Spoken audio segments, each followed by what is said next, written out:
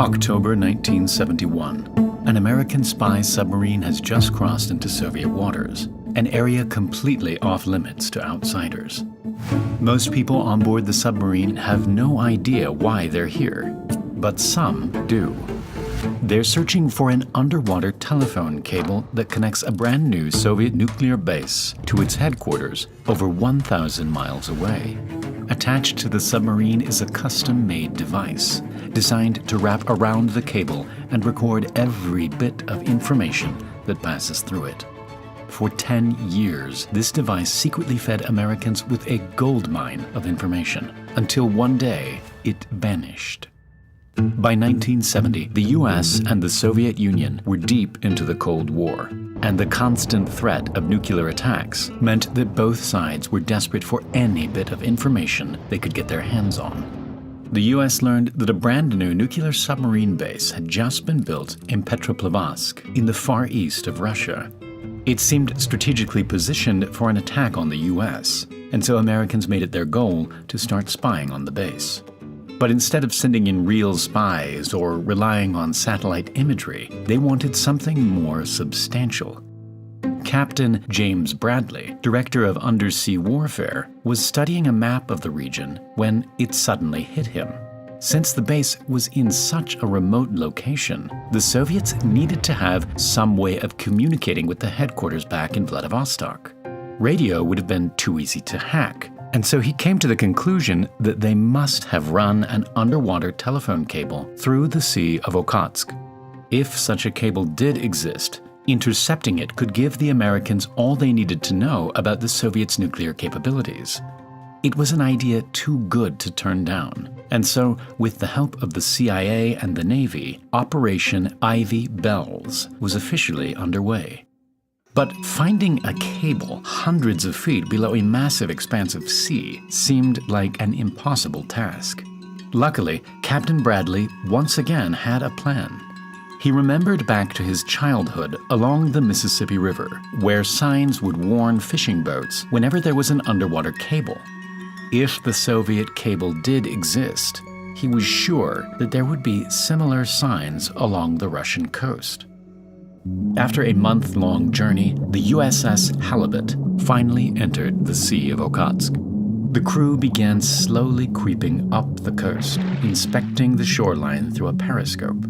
It took over a week of constant searching, but amazingly, they finally came across exactly what Captain Bradley had imagined.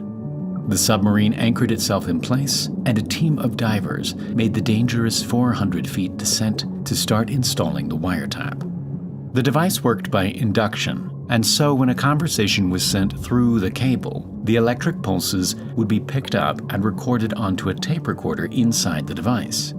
If the Soviets ever tried to raise the cable for maintenance, the device was designed to detach and sink to the bottom of the ocean. After a month of recording, the submarine returned to the device, and the tapes were sent back to the US to be decoded and translated by Ronald Pelton, an NSA analyst who was fluent in Russian.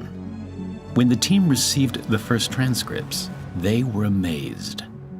The device had picked up thousands of conversations between high-ranking Soviets, openly talking about what kind of nuclear weapons they had, their range limitations, and how ready they were to be put into use.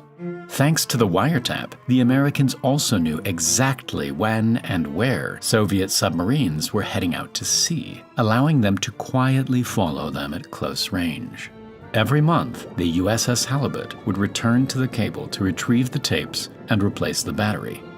After an entire decade of secretly spying on the Soviets, the US wiretap at the bottom of the ocean was about to go silent.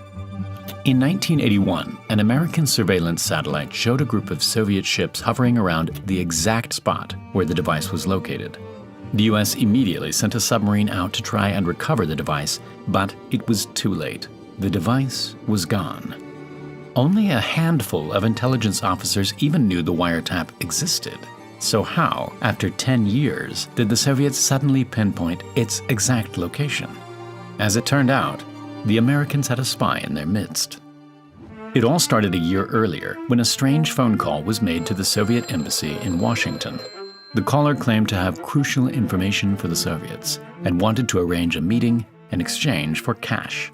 At the embassy, the man met with KGB officer Vitaly Yurchenko and started telling him all about Operation Ivy Bells, where the wiretap was located, how it worked, and what the Americans had learned through the cable. As it turned out, the mysterious man was none other than Ronald Pelton, the American analyst who translated the wiretap's messages. His life had fallen apart.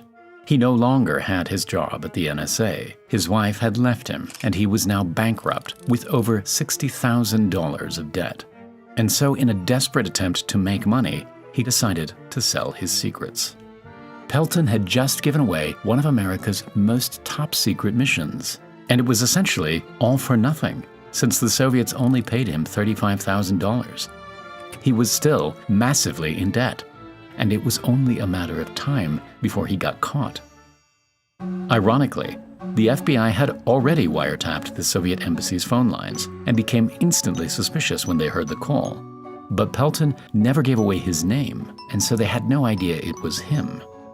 Over the next few years, Pelton continued to meet with KGB officers in Washington and Vienna, supplying them with everything he knew about America's attempts to spy on the Soviets. But it was all about to come to an end in one final twist. KGB officer Yurchenko, who had taken Pelton's initial call, was on an assignment in Rome. While touring around the Vatican, he mysteriously slipped away from his colleagues and headed straight for the US Embassy. When he was there, he announced that he wanted to change sides and start working for the Americans. He was doing the exact same thing that Pelton did. Almost immediately, he was flown to the States and put into a safe house in Virginia, where the CIA began questioning him. It wasn't clear exactly why Yurchenko had suddenly switched sides, but right away, he started to give the Americans some interesting information. Although he didn't have a name, he told them that the man who revealed the wiretapping secrets was an NSA analyst with red hair. It wasn't much to go on, but the FBI compiled a list of red-haired analysts and listened back to the recordings of the phone call. And, sure enough, it matched with Ronald Pelton's profile. They tracked him down and arrested him, and almost immediately, he admitted to spying for the Soviets. Pelton was given 3 life sentences and ended up serving 30 years in prison until 2015, the longest ever sentence served for espionage at the time.